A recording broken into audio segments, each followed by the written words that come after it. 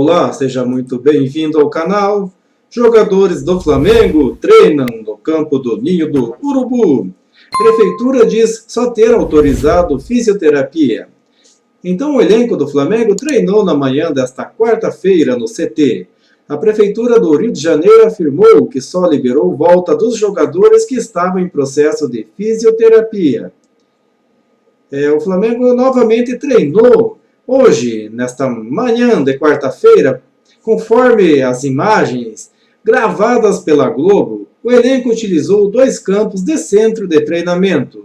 Na terça-feira, os jogadores do Flamengo já haviam ido a campo. Também na terça, o prefeito do Rio de Janeiro, Marcelo Crivella, havia dito que só estava liberada a volta para processo de fisioterapia dos atletas profissionais dos clubes da cidade. Então, procurados, na noite de terça-feira, o Flamengo afirmou que a retomada consistiria apenas em avaliações. O clube entende que as atividades não configuram treinamentos e, por isso, não há desobediência à determinação das autoridades. Nesta quarta, a reportagem voltou a procurar o clube, mas não teve resposta até a publicação. Então, no entanto, a reportagem apurou que já houve movimentação no gramado na terça-feira. Nesta quarta pela manhã, as imagens mostram que os jogadores utilizaram 2 campos no Ninho do Urubu. Em um havia 9 jogadores e 4 membros da comissão técnica, e no outro 10 jogadores e 4 membros da comissão. Na terça-feira, o presidente do Flamengo, Rodolfo Landim, o médico Márcio Tanuri, o diretor de marketing do clube, Alexander Santos, se reuniram em Brasília com o presidente da República, Jair Bolsonaro. O encontro também contou com a presença do presidente do Vasco. De acordo com Bolsonaro, Landim e Campelo querem a volta dos jogos. Então, os jogadores do Flamengo se apresentaram na segunda-feira no centro de treinamento para uma nova rodada de testes. Os resultados mostraram que 2 atletas testaram positivo pela segunda vez. Na terça-feira, em coletiva de imprensa, o prefeito Marcelo Crivella comunicou que ainda não autorizou os clubes de futebol a retomarem seus treinamentos. A Secretaria Municipal de Saúde acrescentou que iria entrar em campo com as equipes. Foram aprovados os procedimentos do caderno de encargos para evitar contágio quando os clubes voltarem aos treinos e aos jogos. Foi autorizado também a volta dos atletas que estavam em fisioterapia, cujos casos poderiam agravar. Foi comunicado ao presidente do Flamengo e o Vasco que isso tinha sido deliberado pelo Conselho. Não foi aprovada a volta aos treinos, explicou a secretária do prefeito. O Flamengo não é o primeiro clube da Série A a voltar aos treinamentos, mas os outros receberam autorização governamental. Depois de algumas idas e vindas, o governador do Rio Grande do Sul, Eduardo Leite, liberou o retorno de Grêmio e Inter no último dia 11, inicialmente com atividades individuais. O mesmo ocorreu em Minas Gerais. O Atlético foi a campo pela primeira vez na terça, com jogadores separados, e o Cruzeiro irá na quinta-feira. O negócio é o Flamengo ir lá para Brasília, que daí lá ninguém persegue, lá está sossegado. Outra notícia muito importante é que Jorge Jesus pede ao Flamengo cláusula de rescisão amigável para 2 países europeus. Então, perto de ser assinado o novo contrato de Jorge Jesus com o Flamengo, deve conter uma cláusula especial que possa garantir uma rescisão amigável, saída sem custos, caso o treinador receba e aceite nos próximos meses uma proposta oficial de 2 países em particular da Europa. Portugal é um deles. Fontes próximas ao comandante português afirmam que o outro país seja Espanha ou Inglaterra. Na negociação, que pode ser sacramentada nesta semana, e já está sacramentada, mas ainda há algumas dúvidas do contrato, Então o Flamengo corre para fechar uma renovação até dezembro de 2021. O valor do salário de Jesus vai ser praticamente o mesmo do atual, cerca de 1,5 milhões por mês, mas com uma significativa melhora nas bonificações por títulos. Tão preocupado com a instabilidade política e também financeira no Brasil, Jorge Jesus inicialmente tinha em mente o acerto de vínculo mais curto, até dezembro de 2020, ou no máximo maio de 2021.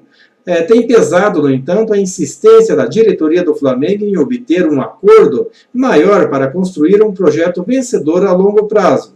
Aos 65 anos, Jorge Jesus nunca escondeu que tem como objetivo, no futuro, dirigir o Porto, completando assim o ciclo de trabalho nos três grandes portugueses. Jordão do Flamengo, o melhor marcador de Garrincha, também foi leal à camisa do Flamengo. Quarto jogador que mais defendeu o Flamengo na história, o lateral esquerdo, fez história na década de 1950. Virou amigo de Mané e jamais foi expulso. Vamos conhecer um pouco desta lenda. O Flamengo tem um Jordão para chamar de seu. A pronúncia é diferente de Michael Jordan, estrela do basquete americano, mas a ser tema graças ao documentário Arremesso Final da Netflix, mas a história entre Jordan e Jordan e o Flamengo também é digno de telas maiores. Jordão da Costa nasceu no Rio de Janeiro no dia 24 de novembro de 1932. Cria da Mangueira, começou a carreira no São Cristóvão, mas logo se destacou a ponto de chamar a atenção dos maiores clubes da cidade. Não hesitou ao aceitar o convite do Flamengo em 1952. Foram 11 anos no Flamengo, com direito a 609 partidas e nenhuma expulsão, que fizeram do lateral esquerdo o quarto maior jogador da história a defender mais vezes o clube. Jordão liderou a lista por muito tempo, até chegar uma certa geração dourada da década de 80 para suplantá-lo, Júnior, Zico e Adílio, ou ultrapassariam, o melhor marcador de Garrincha. Mas o legado de Jordão não fica nisso. O lateral esquerdo no Rio de Janeiro dos anos de 50 não era a melhor tarefa do mundo. Implicava, por exemplo, em ter de marcar um certo Mané Garrincha no auge de seus poderes, pois Jordão foi o melhor a desempenhar a missão, segundo o próprio Anjo das Pernas Tortas. Porque não bate, Jordão, vai na bola, adivinha o que eu vou fazer e por isso é difícil de ultrapassar, disse Garrincha em depoimento reproduzido em sua biografia Estrela Solitária, de Rui Castro. Aquilo me dava forças para chegar duro nele quando ele começava a fazer aquelas papagaiadas, eu estava sempre junto, mas ele era legal comigo. Ele não me dava pontapé, nem eu nele, declarou Jordão ao filme Simplesmente Passarinho, sobre Garrincha. Então, o respeito mútuo deu início também a uma amizade fora de campo. Na biografia de Garrincha, há o relato de que Jordão se impressionou com a forma como o craque botafoguense bebia. Outra história famosa é de uma aposta entre os dois. Jordão e Garrincha eram cientes assíduos de uma esfirraria no centro do Rio de Janeiro e padaria Bacil. Antes da final do Carioca de 62, apostaram que o vencedor pintaria com as cores de seu clube os ladrilhos que ornavam o local. Deu Botafogo 3-0 e a loja virou alvinegra. Então o famoso trio do Flamengo, Jordão também tinha companheiros leais no Flamengo nos anos 50. Ele formou um trio famoso com Jadir, zagueiro, e Dequinha, volante. Num dos grandes times da história do Flamengo, eles foram campeões cariocas em 55, completando o segundo tricampeonato do Flamengo, do qual Jordão participou como integralmente titular. Então o curioso é que o trio era chamado de linha média do Flamengo, mas jogavam em posições que não compunham realmente uma linha em campo. A expressão entrou para a história porque os jornais da época ainda escalavam os times no esquema 2-3-5, embora ele não fosse mais utilizado na prática. Apesar do sucesso no Flamengo, Jordão teve pouco espaço na seleção brasileira. Ele chegou a ser convocado para um torneio amistoso contra o Paraguai em 55, mas não chegou a entrar em campo. Jordão defendeu o Flamengo até 63, quando encerrou a carreira, poucos meses antes de completar 31 anos. Ao todo, conquistou 3 campeonatos carioca em 53, 54 e 55, um torneio Rio-São Paulo em 61 pelo clube. Jordão morreu em fevereiro de 2012 aos 79 anos, vítima de complicações decorrentes da diabetes.